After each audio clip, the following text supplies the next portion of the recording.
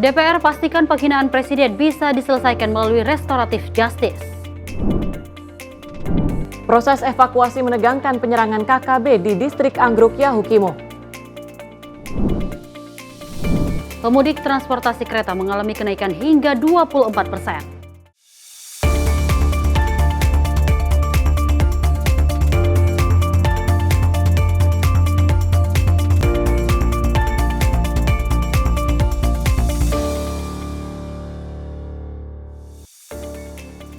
Halo, selamat malam pemirsa. Senang sekali kami menyapa Anda pada malam hari ini, di mana hari ini juga kami memberikan informasi seputar kegiatan dan juga kebijakan dari Menteri Kabinet Merah Putih. Selain itu juga kami akan hadirkan informasi seputar peristiwa dan olahraga bersama saya Tiara Dianti. Dan saya Dewi Manik, simak informasi menyapa malam untuk Anda.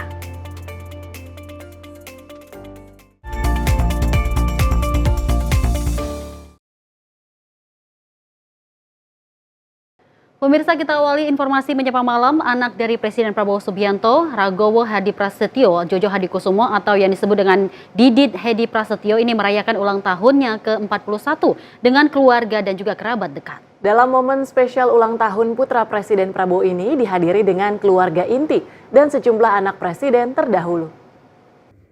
Melalui postingan media sosial akun Instagram putra Presiden ke-6 Susilo Bambang Yudhoyono, Agus Harimurti Yudhoyono, mengunggah momen kehangatan di acara ulang tahun anak Presiden Prabowo Subianto Didit Hadi Prasetyo yang ke-41.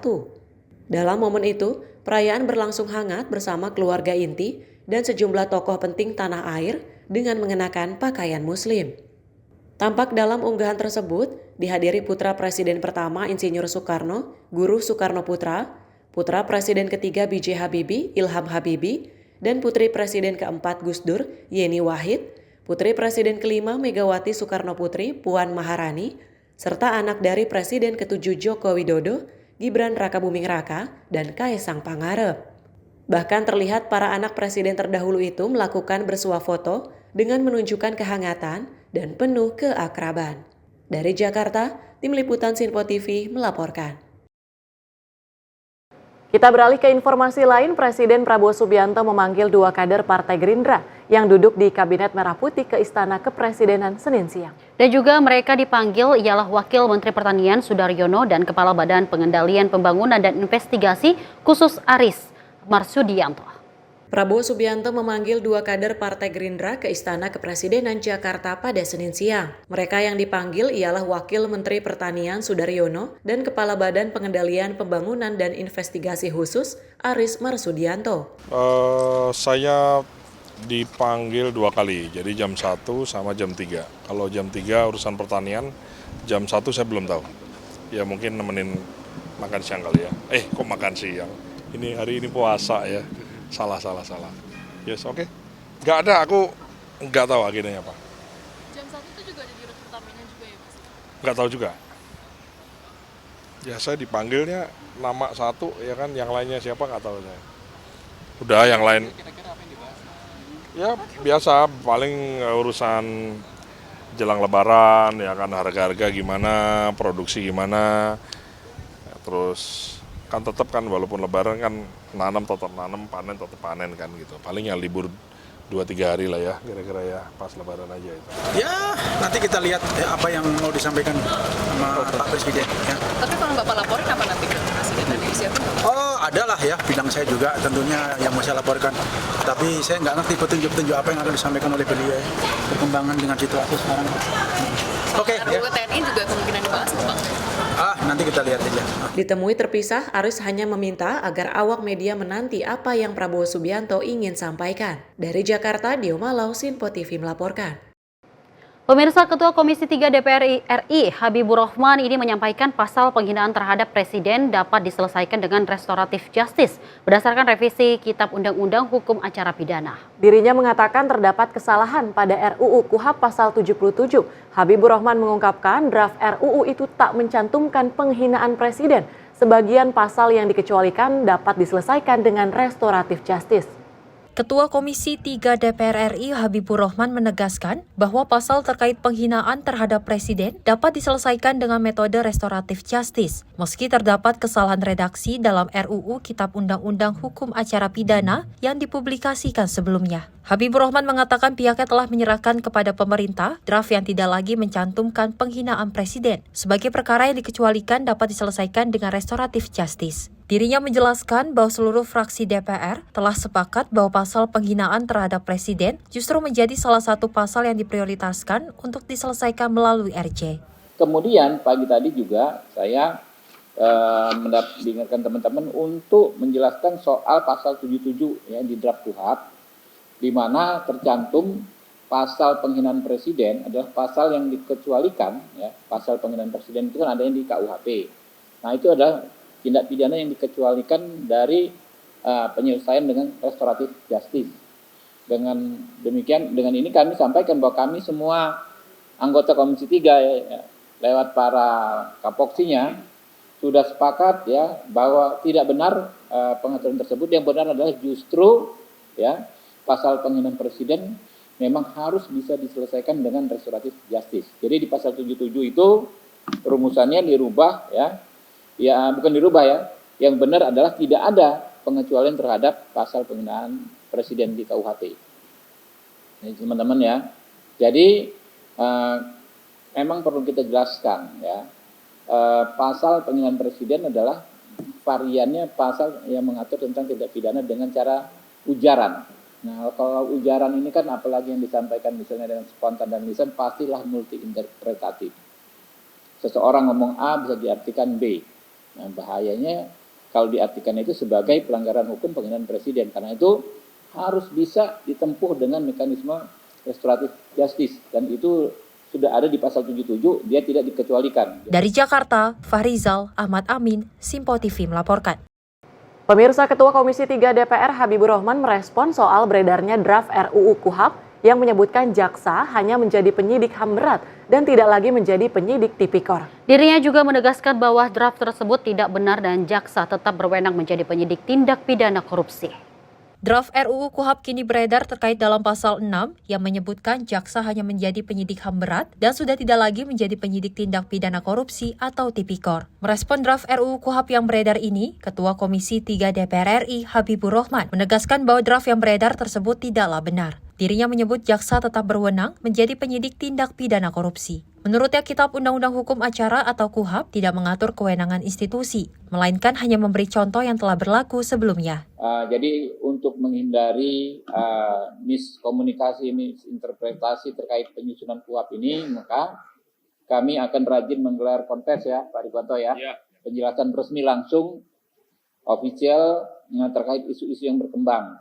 Ada dua isu yang kami harus luruskan. Yang pertama adalah bahwa tadinya disebutkan ada yang menyebutkan kejaksaan tidak lagi berwenang melakukan penyidikan di bidang tipikor, karena pasal 6 penjelasannya pasal 6 itu menyebutkan bahwa yang disebutkan adalah penyidik kejaksaan di bidang pelanggaran HAM berat. Nah, kami perlu luruskan bahwa tidak benar sama sekali bahwa kejaksaan tidak lagi memiliki kewenangan menyidik di tipikor ya, karena naskah yang asli yang sudah kami kirimkan kemarin adalah jelas-jelas di contohnya juga kami sebutkan seperti adalah penyidik kejaksaan di bidang tipikor dan HAM berat. Jadi kejaksaan tetap berwenang melakukan penyidikan tipikor menurut KUHP yang baru, karena memang KUHP ini nggak ngatur soal kewenangan institusi. Dia hanya memberi contoh dari apa yang sudah berlaku. Dari Jakarta, Fahrizal Ahmad Amin, Simpo TV melaporkan. Menteri Koordinator Bidang Pangan Zulkifli Hasan ini mengimbau para petani untuk tidak memanen gabah sebelum waktu panen. Menurutnya, gabah yang dipanen sebelum waktunya ini dapat berpengaruh pada kualitas dan mutu gabah yang kurang baik. Menko Bidang Pangan Zulkifli Hasan mengaku senang dengan respon petani yang cukup gembira dengan ditetapkannya acuan harga gabah kering panen atau GKP yang ditetapkan sebesar Rp6.500 per kilogram. Zulhas mengatakan negara telah berhasil dalam menjaga harga gabah di tingkat petani. Hal itu dilakukan melalui kerja keras pemerintah dan Perumbulok untuk membayar harga gabah petani sesuai dengan acuan harga yang ditetapkan. Zulhas pun mengimbau kepada para petani agar menjaga kualitas beras tetap baik, yakni dengan tidak memanen gabah sebelum waktu panen. Saudara, tadi dilaporkan, alhamdulillah kita syukuri sekarang para petani senang di mana-mana karena harga gabah sudah 6.500. Sekali lagi Bulog sudah bekerja keras, kami ucapkan terima kasih. Petani senang, gabahnya 6.500, bahkan di beberapa tempat lebih dari 6.500. Tapi kami juga mohon, kalau petani sudah dibeli harga bagus, ya juga dijaga kualitasnya. Jangan sampai karena mau lebaran, belum waktunya panen dipanen. Kalau memang belum waktunya panen, ya jangan dipanen. Tunggu aja nanti setelah lebaran tapi kalau sudah waktunya panen silakan gitu. Karena kita harus jaga juga mutunya, kalau enggak nanti kan enggak bisa disimpan, enggak bisa diproses. Dari Jakarta, Sri Dewi Andayani, Rona Bayu, Simpo TV melaporkan. Pemirsa, kami akan hadirkan sejumlah informasi, di antaranya Gubernur Jakarta buka bersama dengan anak yatim. Selengkapnya usai jeda, tetaplah bersama kami di Simpo TV.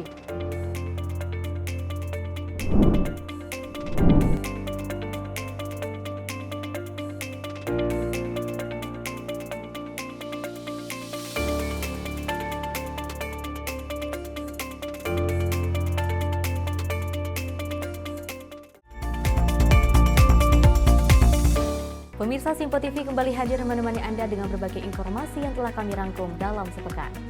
Sajian lengkap informasi sepekan kami hadirkan untuk Anda. Badan Legislasi DPR menemui masa unjuk rasa di depan gedung DPR RI Senayan, Jakarta. Menemani akhir pekan Anda bersama keluarga dengan rangkuman berita menyeluruh dalam Simpo Sepekan setiap minggu pukul 6 pagi hanya di Simpo TV. Halo, selamat malam pemirsa. Senang sekali rasanya kami mengisi ruang informasi Anda. Akhiri aktivitas Anda dengan rangkuman perkembangan peristiwa yang terjadi sepanjang hari. Sebelumnya kita saksikan ada sekitar 3.000 tamu undangan, sementara di Ibu Kota Nusantara ini ada sekitar 2.000 tamu undangan. Rangkaian informasi nasional dan mancanegara dirangkum sebagai penutup hari dalam Menyapa Malam. Setiap Senin hingga Jumat pukul 8 malam, hanya di Simpo TV. Halo, selamat pagi pemirsa Simpo TV. Selamat pagi Andi. Selamat pagi, Fen. Beragam informasi terbaru hadir menemani Anda sebelum memulai hari. Itu memang dari Menteri Perhubungan juga mendukung, Betul. dari Menteri Keuangan juga mendukung, dan kita sebagai masyarakat pun juga Harus mendukung. Mengangkat isu yang tengah menjadi pembicaraan paling hangat. Semarakan pagi Anda bersama Menyapa Pagi. Setiap Senin hingga Jumat pukul 6 pagi, hanya di Simpo TV. Halo pemirsa, kami kembali hadir dengan sejumlah informasi yang kami himpun dari berbagai penjuru dunia. Rangkaian informasi yang membuat akhir pekan Anda begitu bermakna. Sebuah kelompok di Afrika Selatan memberikan layanan pertunjukan film dengan tenaga surya. Berita yang menjadi sorotan media dari dalam dan luar negeri, kami hadirkan untuk menemani pekan Anda dalam Simpo Dunia Sepekan, Sabtu dan Minggu pukul 9 pagi, hanya di Simpo TV. Kami hadir dengan rangkaian informasi dari berbagai penjuru dunia. Topik dan isu yang tengah menjadi sorotan mancanegara dikemas dengan lengkap untuk Anda.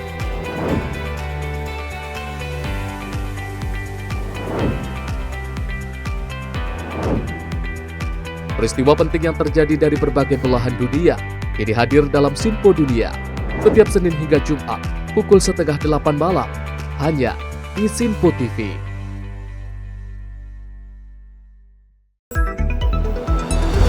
Jadilah yang pertama mengetahui perkembangan terkini seputar informasi dari lembaga parlemen. Punya data nasional, tidak ada satupun backup berarti kan? Tiba-tiba ada putusan yang nggak masuk akal dan seperti ini gitu. Kita biarkan rekomendasi kepada KPK, periksa! Kami hadirkan informasi paling akurat untuk mengawal setiap informasi dalam rapat komisi dan paripurna. Tentunya bersama saya Andi Rezaldi yang telah kami rangkum dalam program Simpo Parlemen. Saya Arif Rifani. Saksikan Simpo Parlemen setiap Sabtu pukul 6 pagi, hanya di Sinpo TV.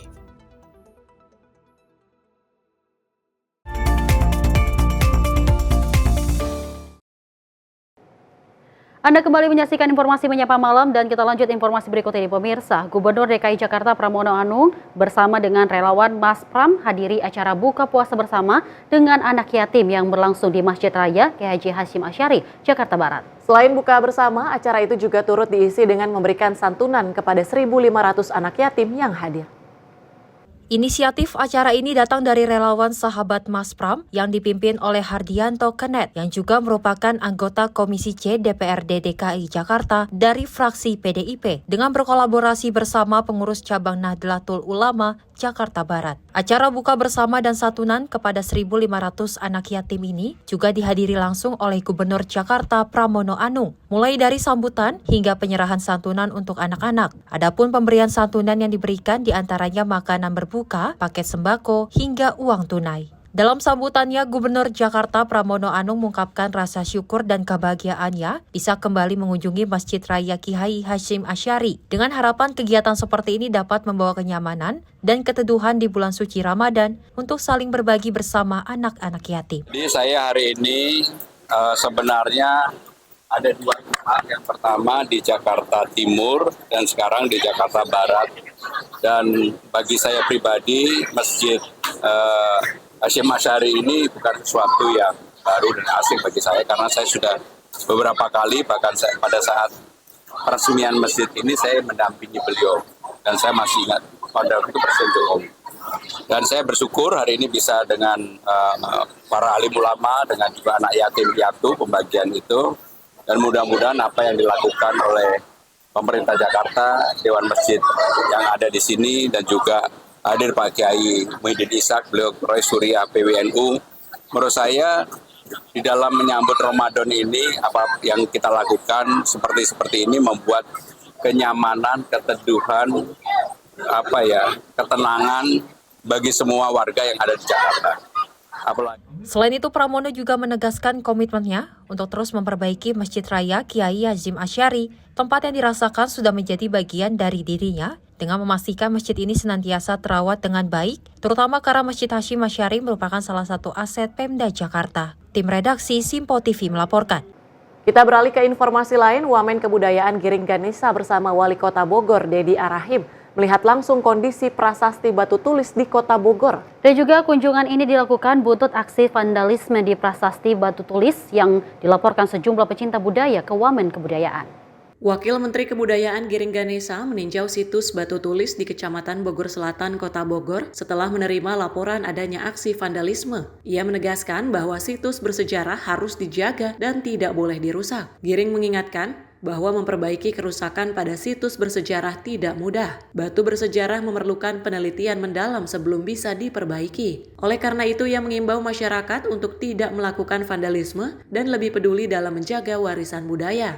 Selain menyoroti vandalisme, Giring juga membahas pengembangan wisata sejarah di Kota Bogor. Menurutnya, pelestarian budaya harus dibarengi dengan strategi ekonomi kreatif agar masyarakat sekitar ikut merasakan manfaatnya. Diketahui terkait kasus vandalisme, Pemkot Bogor akan meningkatkan pengamanan dengan beberapa langkah, seperti pemasangan CCTV, penambahan petugas keamanan, dan pembatasan akses di jam-jam tertentu. Dari Kota Bogor, kontributor Sinpo TV melaporkan.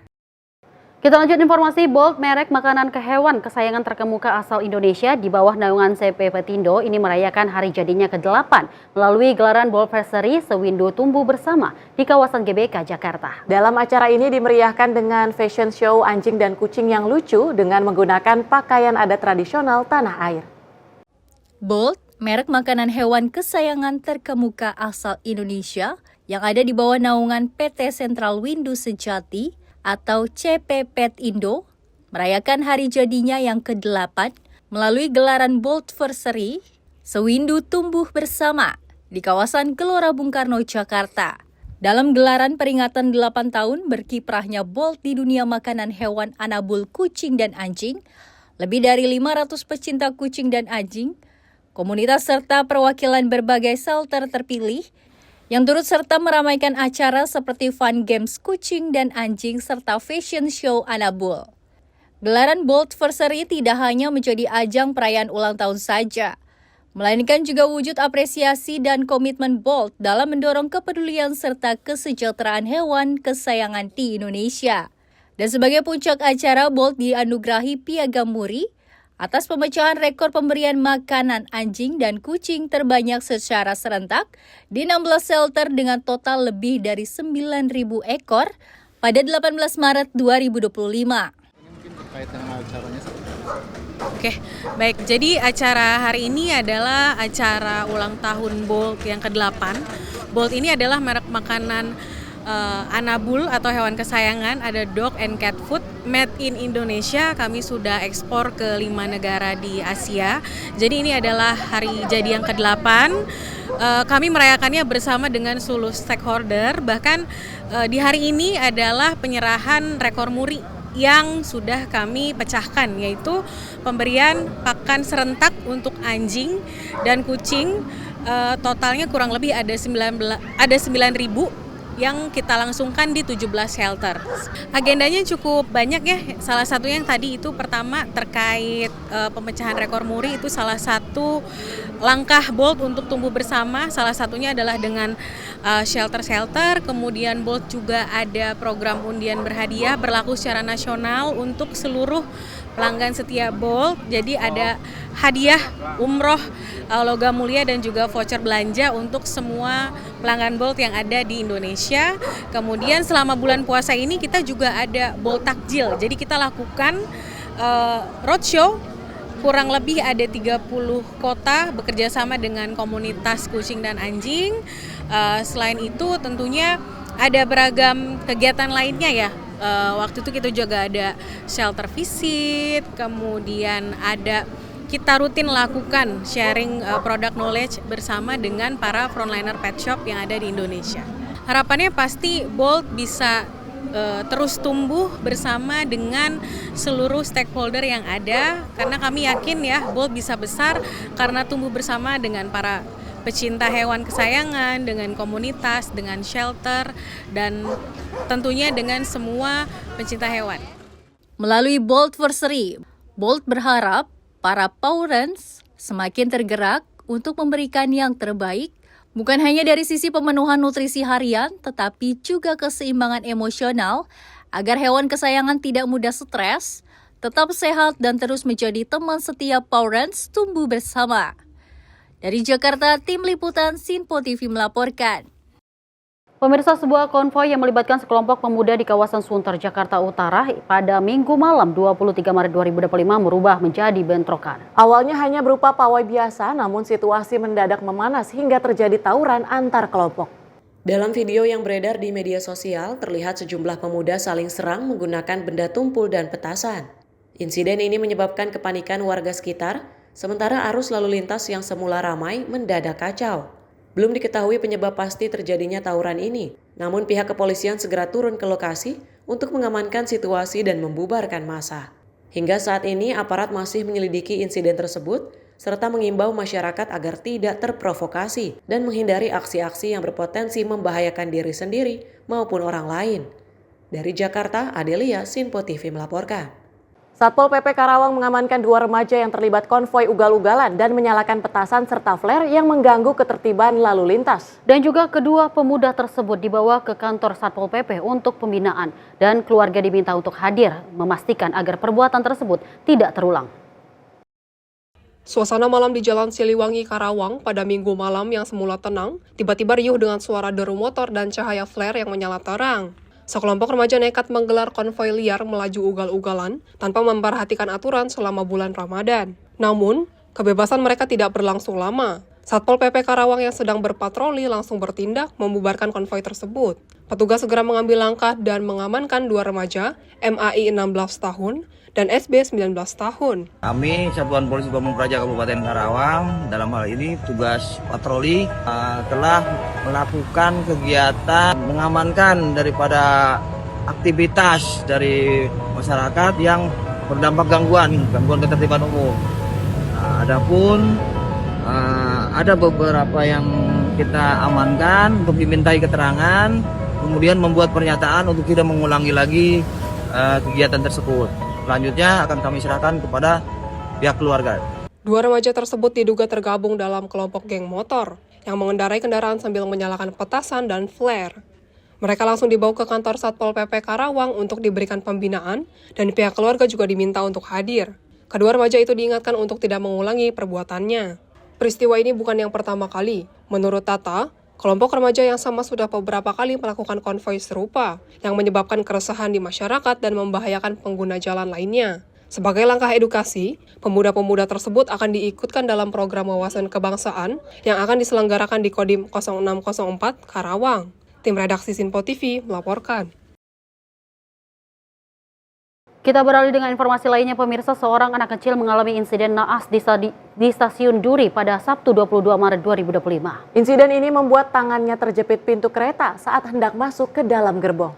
Akibat kejadian ini membuat anak tersebut menjerit kesakitan serta menarik perhatian para penumpang. Beruntung anak tersebut segera mendapat pertolongan dari petugas dan penumpang lainnya. Setelah berhasil diselamatkan, ia diketahui mengalami luka di bagian tangan akibat insiden tersebut. Menanggapi kejadian ini, pihak stasiun mengimbau seluruh penumpang terutama yang membawa anak kecil untuk lebih berhati-hati saat naik dan turun dari KRL guna menghindari kecelakaan serupa di masa mendatang. Dari Jakarta, Adelia Saptiarina, Sinpo TV melaporkan. Pemirsa, usai laporan teror yang dialami kantor Tempo, kepolisian menyatakan sedang melakukan penyelidikan secara intensif. Meski belum ada tersangka yang diungkap, Kabarreskrim Polri Komjen Wahyu Widada ini menyebut pihaknya sedang memproses kasus teror tersebut dan berkomitmen untuk mengusutnya secara tuntas dan transparan. Kabarreskrim Polri Komjen Pol Wahyu Widada menyatakan bahwa penyelidikan terhadap laporan teror kepala babi dan bangkai tikus kepada kantor Tempo terus berjalan untuk mengungkap identitas pelaku serta motif di balik aksi tersebut. Wahyu mengungkapkan polisi belum dapat menyampaikan secara detail hasil penyelidikan, termasuk berapa saksi yang telah diperiksa.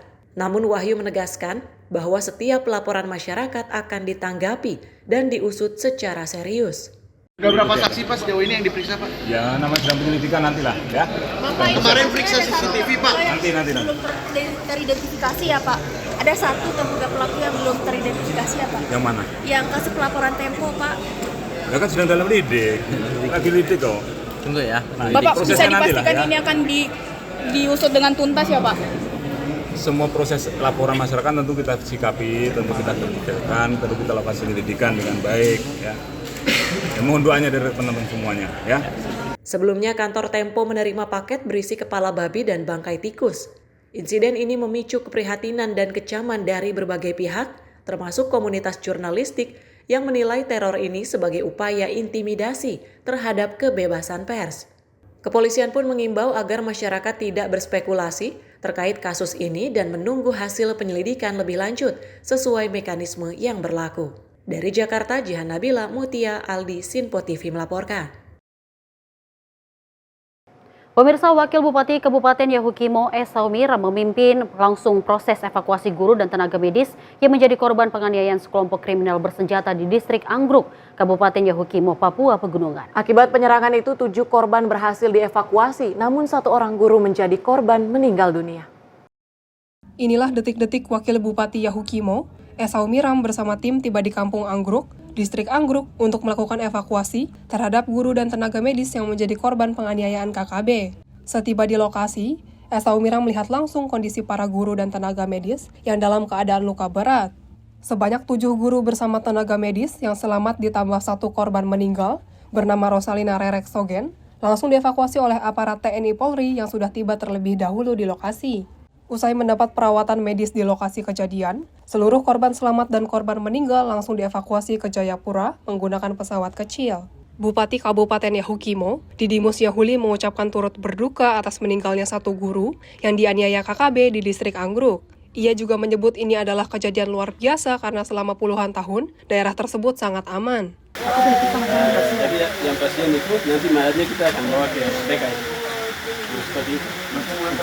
Ya begitu, yang penting bisa selamat dan kami bisa lakukan perjalanan pertama itu keluar dulu. Begitu. Seperti diketahui, kejadian penganiayaan terhadap guru dan tenaga medis di distrik Anggruk oleh KKB terjadi pada Jumat lalu. Tak hanya menganiaya para guru dan tenaga medis, KKB juga membakar sekolah di lokasi tersebut. Akibat penyerangan KKB tersebut, satu guru Rosalina Rereksogen tewas akibat luka senjata tajam, 3 lainnya luka berat dan 4 luka ringan. Hingga kini, aparat masih melakukan pengejaran terhadap pelaku penyerangan. Situasi di distrik Anggruk berangsur terkendali dan bantuan kemanusiaan mulai disalurkan bagi warga terdampak. Dari Jayapura, Papua, Rifandonei, Sinpo TV melaporkan. Pemirsa, sebanyak 6 guru dan tenaga medis korban kekerasan kelompok kriminal bersenjata di distrik Anggruk, Kabupaten Yahukimo, Papua Pegunungan masih dirawat secara intensif di Rumah Sakit Martin Inde, Jayapura. Sementara itu, 1 korban meninggal dunia akan diterbangkan ke kampung halamannya pada Selasa. Pasca penyerangan KKB terhadap guru dan tenaga medis yang ada di distrik Anggruk, Kabupaten Yahukimo, saat ini seluruh korban masih dirawat intensif di Rumah Sakit Martin Inde, Jayapura. Pangdam 17 Cendrawasih Maijen TNI Rudi Purwito melihat langsung ke-6 korban yang sedang dirawat di Rumah Sakit Martin Inde. Terlihat Pangdam dan sesekali berinteraksi dengan korban kekerasan KKB yang masih trauma akibat kejadian tersebut. 3 dari 6 korban yang dirawat mengalami luka yang cukup serius di bagian badan yang dilakukan KKB menggunakan senjata tajam, sedangkan 3 lainnya mengalami luka ringan. Pangdam mengatakan para korban akan dirawat hingga sembuh total di Rumah Sakit Martin Inde dan juga jajarannya akan berkoordinasi dengan pemerintah NTT serta Pemda Yahukimo. Dan 3 luka sedang itu akan dirawat di Rumah Sakit Martin Inde sampai dengan mungkin sembuh. Saya selaku Pangdam nanti berupaya akan berkomunikasi dengan pemerintah daerah Yahukimo selaku yang menugaskan menjadi guru honorer di Kampung Yauk 5, Distrik Anggruk, bagaimana untuk tindak selanjutnya, dan juga nanti saya akan berkomunikasi dengan Gubernur NTT untuk mengambil langkah-langkah lebih lanjut. Mungkin ada saran dan masukan dari Pak Gubernur NTT, nanti rencana setelah ini akan saya bentuk. Dia membunuh masyarakat yang tidak berdosa, dia selalu mengatakan bahwa itu adalah mata-mata tentara Republik Indonesia. Itu mata-mata pemerintah Indonesia. Padahal semua orang, mungkin distrik Anggruk, semua masyarakat Kabupaten Yahukimo tahu kalau ini adalah benar-benar guru honorer yang ditugaskan oleh pemerintah Yahukimo, pemerintah daerah Yahukimo. Tidak ada korelasi dengan intelijen militer, tidak ada. Tapi itu memang gaya seninya OPM. Kalau melaksanakan pembunuhan secara biadab, dia selalu mengatakan bahwa ini adalah mata-mata tentara pemerintah Republik Indonesia. Selalu mengatakan begitu. Sementara 1 korban meninggal atas nama Rosalina Rereksogen saat ini masih disemayamkan di kamar jenazah Rumah Sakit Martin Inde dan rencananya akan diterbangkan ke kampung halaman di Flores, NTT pada Selasa 25 Maret 2025. Sedangkan Wakil Bupati Yahukimo Esomira mengakui dari pihak pemerintah Yahukimo sendiri telah datang untuk memberikan santunan dan akan memfasilitasi pemulangan jenazah ke kampung halaman. Akan Pemda secara resmi akan menyerahkan kepada keluarga dan pihak yayasan sehingga selanjutnya akan keluarga permintaan menurut informasi yang kami dapat bahwa akan dikirim. Jadi akan kami fasilitasi semua, baik dalam penerbangan dan juga kami akan memberikan subsidi atau uang santunan kepada pihak keluarga oleh Pemda. Dan memang kami sangat terpukul dan rasa sedih dengan kejadian ini karena anak-anak ini punya niat baik. Mereka datang dengan tujuan yang baik dan kami juga panggil tujuan yang baik untuk bagaimana kita sama-sama membangun Yahukimo dan mencerdaskan anak-anak Papua. Tetapi oknum yang melakukan itu dan kami juga minta kepada pihak berwajib kemarin supaya tuntas sampai mendapatkan pelaku-pelakunya. Sebelum pada Jumat lalu, kelompok kriminal bersenjata menyerang para guru dan tenaga medis di distrik Anggruk. Bahkan KKB juga membakar 1 bangunan sekolah. Akibat serangan tersebut, 1 guru tewas dan 6 lainnya luka-luka. Dari Jayapura, Papua, Rifandonei, Sinpo TV melaporkan. Pemirsa, jangan kemana-mana, usai jeda kami akan menghadirkan sejumlah informasi lainnya. Salah satunya terkait Pulang Basamo 2025, tahap kedua resmi diberangkatkan. Usai jeda kami akan hadir kembali. Tetaplah bersama kami.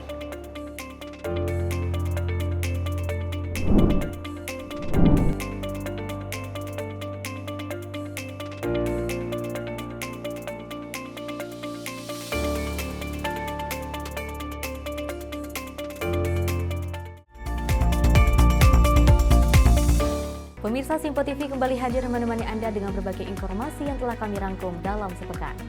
Sajian lengkap informasi sepekan kami hadirkan untuk Anda.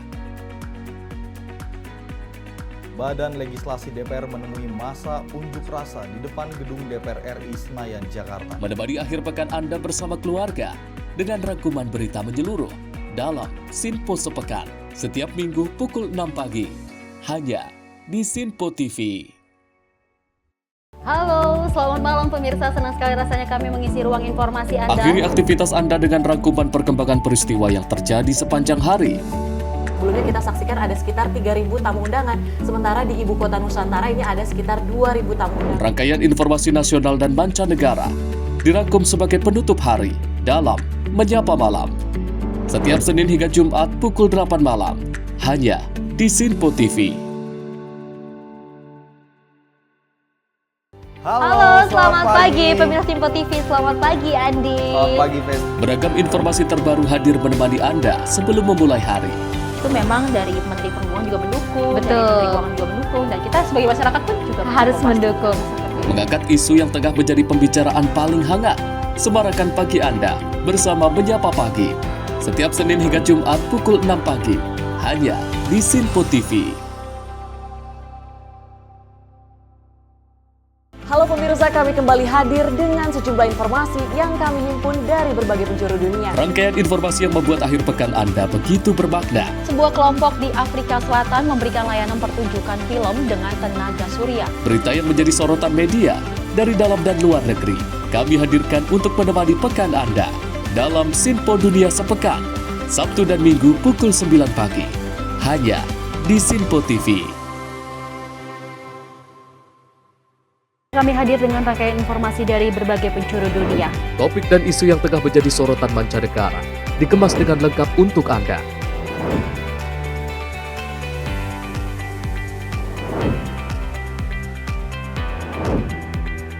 Peristiwa penting yang terjadi dari berbagai belahan dunia ini hadir dalam Sinpo Dunia setiap Senin hingga Jumat pukul 7:30 malam hanya di Sinpo TV.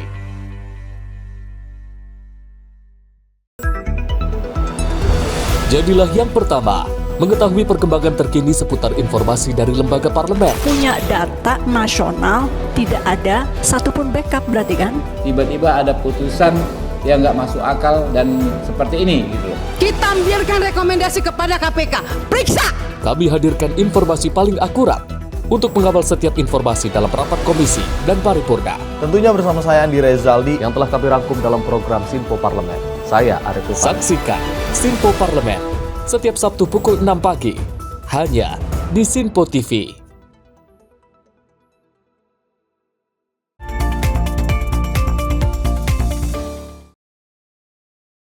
Terima kasih pemirsa, Anda masih menyaksikan Menyapa Malam. Informasi kami lanjutkan. Rombongan pemudik program Pulang Basamo tahap kedua resmi diberangkatkan dari Gedung Parlemen Senayan, Jakarta pada Minggu pagi. Dan juga pelepasan Pulang Basamo tahap kedua ini sebanyak 150 bus dengan membawa 7.500 pemudik dengan tujuan Sumatera Barat.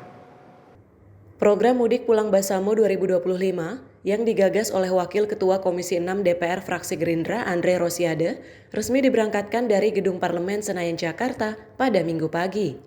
Pelepasan mudik Pulang Basamo kali ini merupakan tahap kedua dengan total pemudik sebanyak 7.500 serta 150 bus. Koordinator Pulang Basamo Muhammad Reza mengatakan, Pulang Basamo merupakan program rutin yang digelar setiap tahunnya. Jumlah armada bus meningkat signifikan dari tahun ke tahun. Pasalnya, pada tahun 2023, program Pulang Basamo hanya menyediakan 70 bus saja. Adapun 150 bus tahap kedua itu diberangkatkan menuju 2 kota besar Sumatera Barat, yakni Padang dan Bukit Tinggi.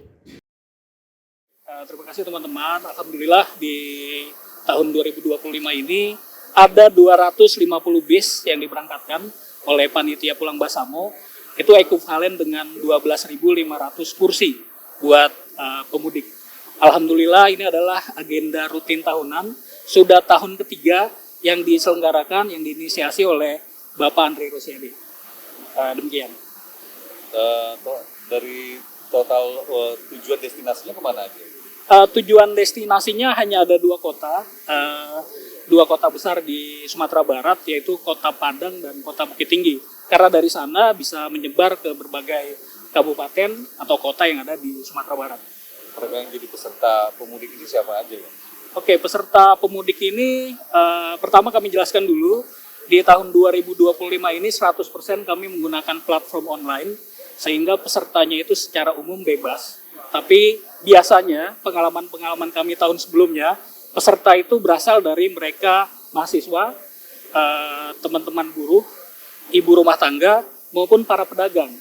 Walaupun pedagang tidak banyak, karena biasanya orang Minang selesai dagang dulu, Idul Fitri dulu, baru pulang ke kampung halaman. Bang, ini kan kloter kedua ya. Kalau hari ini yang diberangkatkan berapa, Bang? Hari ini diberangkatkan 7.500 pemudik dengan 150 bis. Di gelombang pertama 5.000 pemudik dengan 100 bis.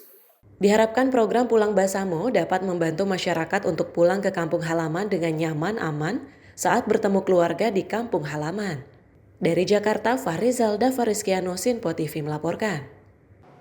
Pemirsa, Kapolres Metro Jakarta Utara melakukan pengecekan pos PAM Idul Fitri 2025 di Koja pada Minggu 23 Maret 2025. Dalam kunjungan ini, Kapolres Metro Jakarta Utara memastikan kesiapan pos PAM Ketupat 2025.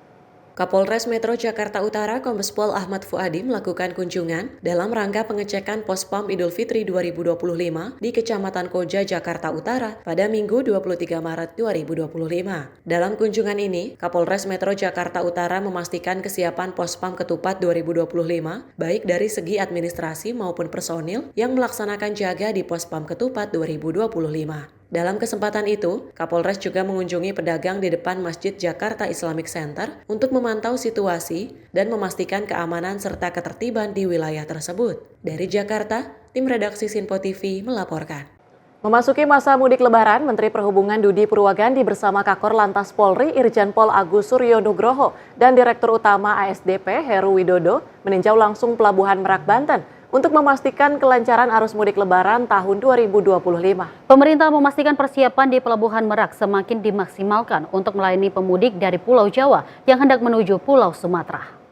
Arus mudik Lebaran 2025, persiapan di Pelabuhan Merak semakin dimaksimalkan untuk melayani pemudik menuju Sumatera. Menteri Perhubungan Dudi Purwagandi menyampaikan bahwa guna mengantisipasi lonjakan pemudik, pemerintah memberlakukan program Work from Anywhere mulai tanggal 24 ini. Namun, sesuai prediksi, banyak pemudik yang telah memulai bepergian sejak 21 Maret kemarin. Kita bisa lihat bahwa dermaga sudah disiapkan, kemudian lahan-lahan parkir juga sudah disiapkan.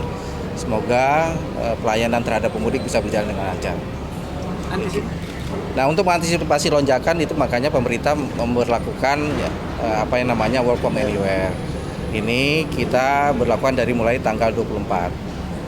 Tapi sebagaimana yang kita prediksi bahwa dengan adanya pemberlakuan Work from Anywhere tanggal 24, sebenarnya masyarakat sudah bisa mulai bepergian dari tanggal 21. Itu kita sudah bisa lihat dari tren adanya peningkatan. Baik dari jalan yang nanti mungkin akan disampaikan Pak Kakor maupun dari SDP. Nah, dengan adanya Work from Anywhere maka masyarakat dapat mengatur perjalanan mereka, memilih kapan mereka berangkat secara leluasa karena waktunya panjang, kurang lebih 10 hari sebelum Lebaran. Di sisi lain, data dari ASDP menunjukkan terdapat peningkatan jumlah penumpang sebesar 14,7% dibandingkan tahun lalu. Di Pelabuhan Merak pada hari H-9 terjadi lonjakan hingga 84%. Waktu favorit pemudik untuk menyeberang ialah pasca maghrib, sehingga mereka bisa melanjutkan perjalanan hingga pagi hari. Kalau untuk peningkatan penumpang, dibandingkan dengan 2024 yang lalu, H-10 itu ada perbedaan peningkatan itu sekitar 14,7% dibandingkan 2024. Nah, kemudian H-9 tahun lalu dengan sekarang itu ada peningkatan 84%. Ini artinya bahwa program atau kebijakan WFA, Work from Anywhere ini memecah masyarakat untuk mereka memilih waktu untuk mudik gitu. Seperti itu. Jadi kepadatan biasanya jam berapa? Para pemudik biasanya mereka memilih jamnya itu setelah maghrib biasanya. Itu. Karena biasanya mereka pilih maghrib, nanti sampai di Bakauheni mereka kemudian langsung melanjutkan perjalanan, itu biasanya di pagi biasanya. Dalam kesempatan ini juga, kepolisian kembali mendukung program mudik yang bersinergi dengan pemerintah, seperti Operasi Ketupat 2025 yang dimulai tanggal 23 Maret hingga berlangsung 8 April mendatang untuk pengamanan arus mudik dan arus balik. Kami tadi menelusuri dari Cikupa sampai ke Merak. Kondisi lalu lintasnya sangat tenggang, cukup terkendali. Kalau berkaitan dengan Operasi Ketupat ini kan operasi kemanusiaan. Operasi kemanusiaan yang dilaksanakan hari ini hari pertama, tanggal 23 hingga tanggal 8 untuk Polda Jawa, Lampung, dan Bali. Untuk Polda lainnya mulai tanggal 26. Trafiknya kalau dibandingkan dengan tahun 2024, di H-10 ada kenaikan 37%. Dari 115.000 yang meninggalkan gate tol menuju Trans Jawa naik menjadi 157.000. Jadi ada kenaikan 37,5%. Untuk hari kedua H-9 itu ada kenaikan 22,5%. Artinya bahwa dimungkinkan untuk pemudik itu berangkat dari awal. Lonjakan penumpang diprediksi masih akan terjadi pada H-3 Lebaran. Namun, dengan adanya kebijakan work from anywhere, diharapkan pemudik bisa menentukan waktu perjalanan lebih awal agar tidak terjadi penumpukan. Dari Merak, Banten, Dio Malau, Sinpo TV melaporkan. Pemirsa, PT KAI melakukan pemeriksaan kesehatan dan sosialisasi mental untuk petugas LRT Jabodebek demi kesiapan angkutan Lebaran 2025. LRT Jabodebek memastikan petugas prima untuk mendukung kelancaran mobilitas selama periode Lebaran berlangsung.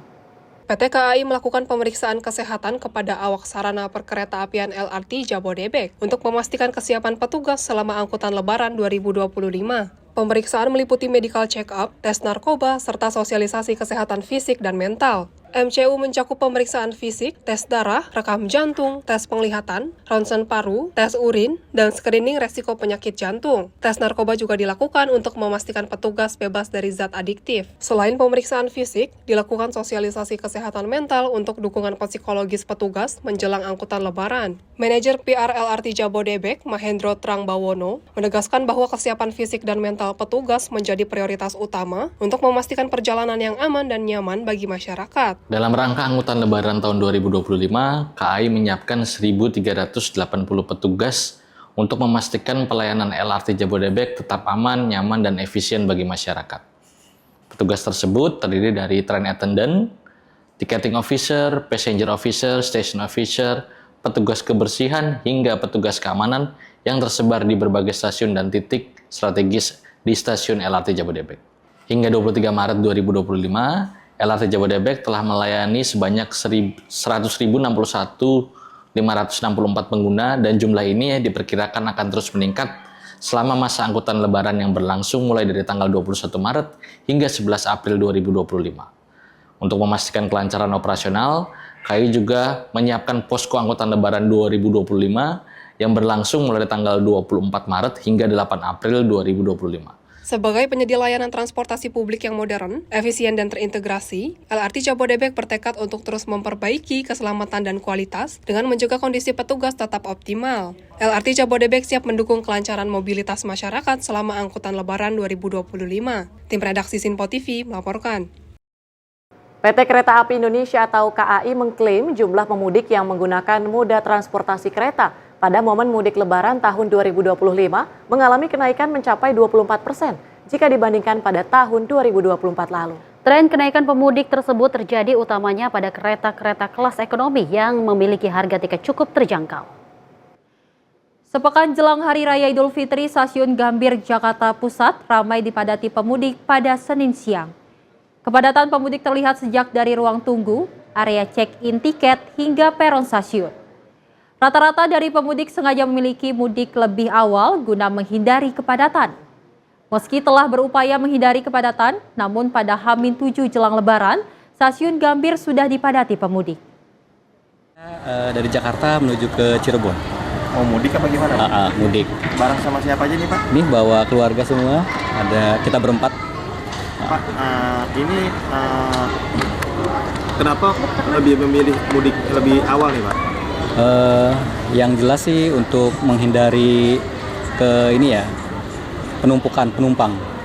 Jadi kita lebih awal sih gitu. Berarti kalau lebih awal lebih lenggang apa gimana Pak? Iya, tapi sekarang aja udah mulai rame nih. Padahal mungkin sekarang H-7 kali ya, tapi sudah mulai rame.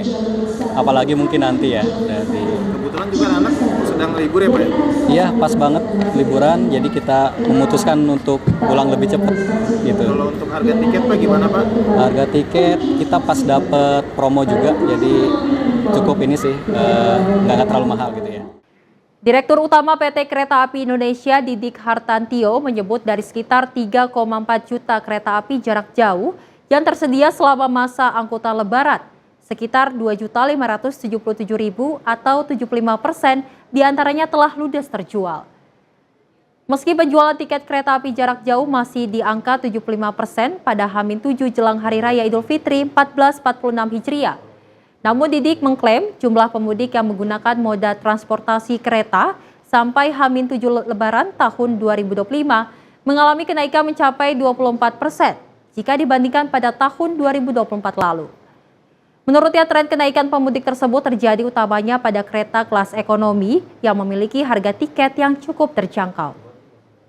Ini kalau kita bandingkan dengan tahun 2024 sampai dengan hari ini kenaikannya sudah 24%. Sudah 24%. Dan teman-teman nanti cek ya bahwa kenaikan utamanya di kelas-kelas ekonomi. Ya. Jadi kenaikan itu di kelas-kelas ekonomi sehingga bayangkan dari Senen itu 17.000 plus Jatinegara, Bekasi, Cikarang dan Karawang itu 25.000. Sementara kalau dari Gambir ya ini baru 12.000 yang kelas-kelas eksekutif dan ke atas ya. Jadi esensinya masyarakat memilih untuk harga-harga tiket yang terjangkau terutama di kelas ekonomi. Diprediksi puncak arus mudik Lebaran 2025 akan terjadi pada tanggal 28 Maret mendatang atau 3 hari menjelang Lebaran. Dari Jakarta, Muhammad Heri Mustafa, Simpo TV melaporkan. Dan pemirsa, informasi tadi menutup perjumpaan kita dalam informasi Menyapa Malam kali ini. Saya Dewi Mani pamit, terima kasih atas kebersamaan Anda. Sampai jumpa.